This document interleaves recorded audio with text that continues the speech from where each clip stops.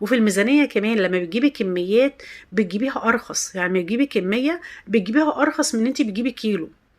فاهماني؟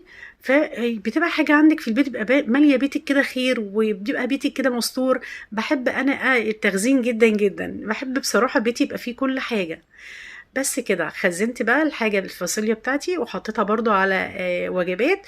وبعدين حطيت كمان، قفلت الكيس من فوق وفردتها بشكل البزلة بالظبط.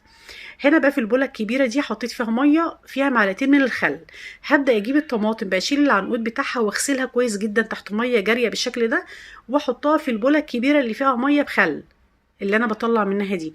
بعد كده بمسك طماطمايه طماطمايه كده بغسلها في الميه بخل اللي في البوله الكبيره، واحطها في البوله اللي في الحوض.